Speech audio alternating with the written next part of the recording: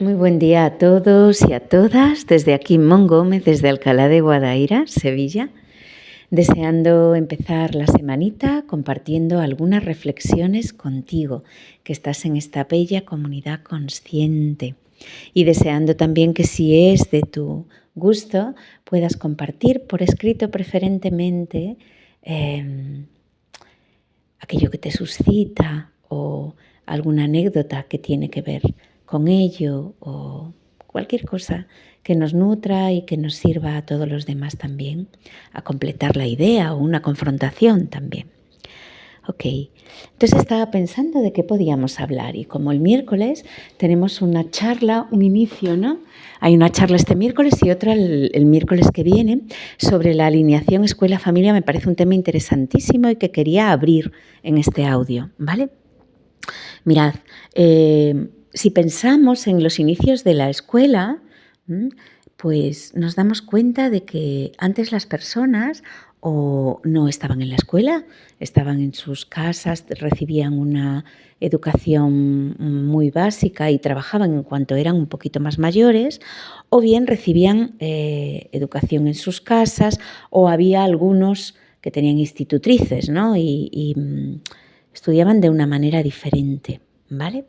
Con la industrialización, con la revolución industrial, muchas personas fueron a trabajar muchas horas a las fábricas, con lo cual sus hijos se quedaban un poco desamparados. Había dos motivos por los que aparece la escuela. Uno, para que los niños estén en algún lugar mientras los padres están en ese horario de trabajo. Y segundo, porque había cierta capacidad adquisitiva que había subido, ¿no? Entonces los padres tenían como un deseo de que los niños aprendieran, no necesitaban tanto su mano de obra, ¿vale? Porque, bueno, apareció como algo más bondadoso, vamos a decir, con lo económico. Levemente más bondadoso, pero así fue, ¿vale? Paralelo a todo esto, aparece también como un estado en distintos países mucho más protector, en el que los derechos básicos de los ciudadanos empiezan a tenerse en cuenta, también a partir de la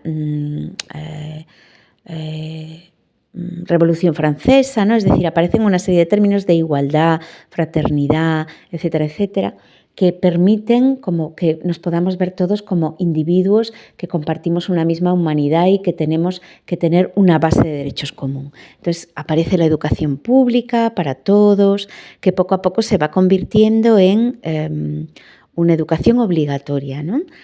Primero cuando nosotros estudiábamos, los de mi quinta, pues era solo hasta la sexto de EGB, ¿no? Hasta que teníamos como 12 añitos, y ahora es hasta los 16 años, ¿no? Hasta que termine educación secundaria obligatoria, ¿vale? Y eso protege que todos podamos adquirir una educación y que las personas podamos salir también a trabajar y que nuestros hijos estén en un lugar supuestamente seguro y acompañados, ¿vale? Entonces, ese es el sentido de la escuela. Ahora bien, la escuela, y esto es una expresión que me habréis escuchado porque he utilizado y porque está en la legislación así, en la escuela, aquellas personas que trabajamos o que hemos trabajado o que trabajáis en la escuela, no podemos olvidar en ningún momento algo fundamental, que es que estamos in loco parentis. Esto es una expresión latina que significa en lugar de los padres. Es decir, los padres son los que han dado la vida a los hijos están bajo la guarida, vamos a decir, bajo la guarecidos, ¿no? Por la familia en sus primeros años, en algunos casos hasta que la escolaridad es obligatoria, que son los 6 años, y en otros, bueno, más adelante y en otros muchísimo antes, ¿vale? Y desde ahí la escuela cumple una función de estar en lugar de los padres, ¿vale? ¿Qué sucede? Que desde la escuela hay muchos preceptos que tienen que ver con el sistema patriarcal, es decir, están en el lugar de un padre sobreprotector, vamos a decir.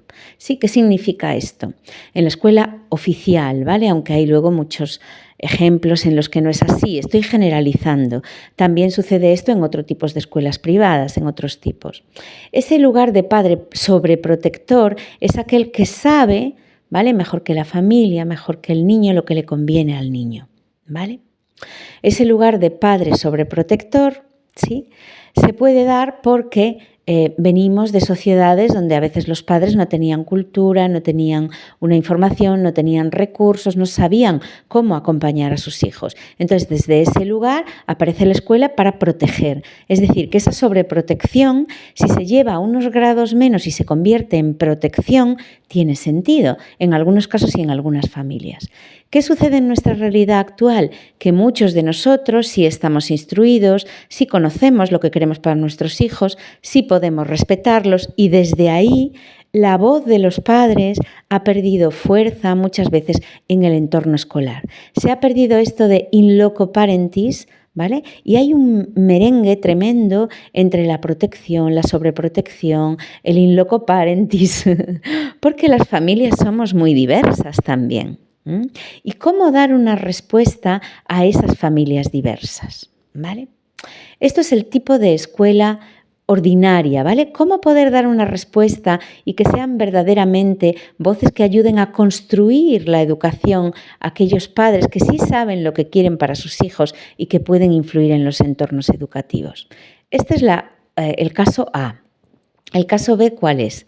El caso B es entornos que se han generado como espacios de acompañamiento respetuoso, que muchas veces vienen de asociaciones de madres y padres que tienen una inquietud de acompañar a los niños, a los bebés de otra forma, y eso poco a poco, pues a veces siguen siendo asociaciones, otras veces se van convirtiendo en lugares profesionalizados, en empresas, en cooperativas o siguen siendo asociaciones, pero hay unos acompañantes que llevan un poco la dirección, ¿no?, de todo aquello.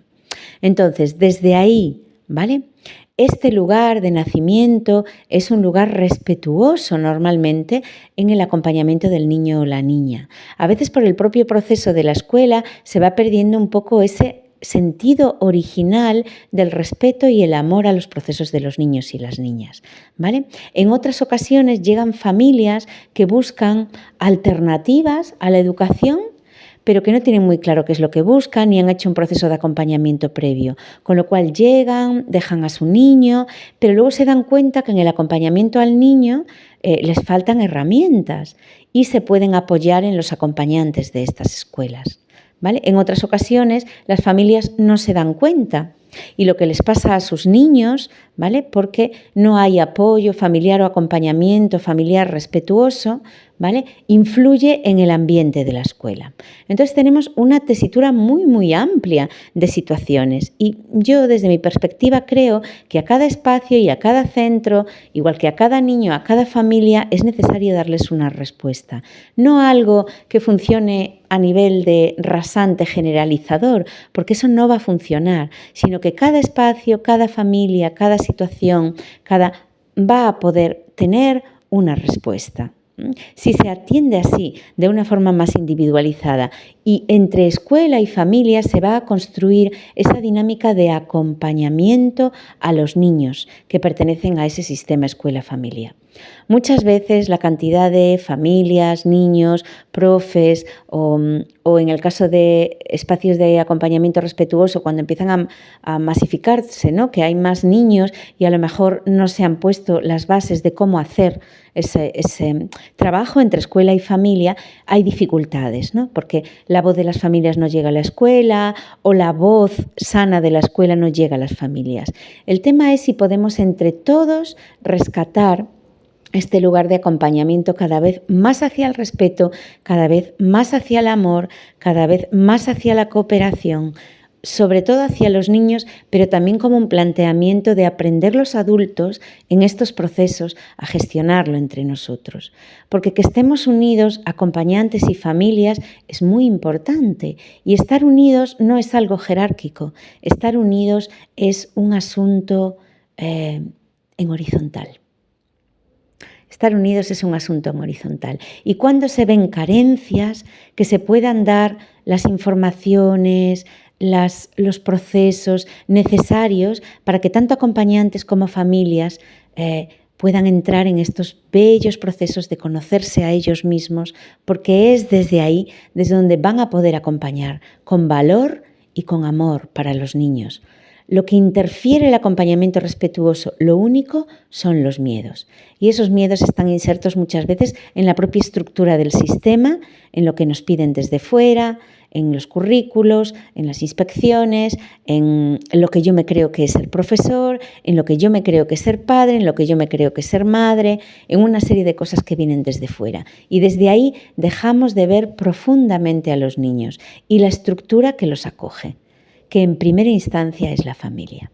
Esta es mi primera reflexión, es algo que ampliaremos y debatiremos, porque estas charlas del miércoles, de estos 2 miércoles, son para que hablemos, ¿vale? Os aconsejo muchísimo y os recomiendo y me encantaría que pudiéramos estar, y sé que vais a estar, algunos de los creadores, fundadores, directores o acompañantes de escuelas de acompañamiento respetuoso de la zona de la provincia de Sevilla y Cádiz.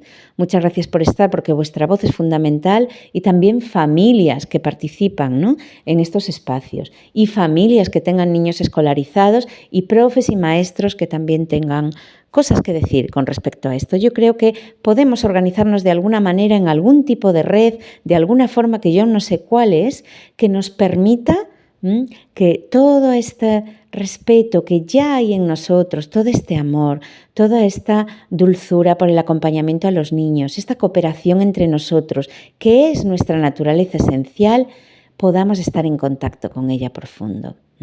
Podamos contactar de verdad y entre todos vayamos a 1 o a 2 o a 3 o a 4, porque cada ambiente es diferente y requiere de sus características. Siempre a favor de los niños, siempre a favor de los adolescentes y siempre a favor también de los adultos presentes y amorosos que somos. Así que, bueno, os espero el miércoles, ojalá que nos veamos, yo deseando.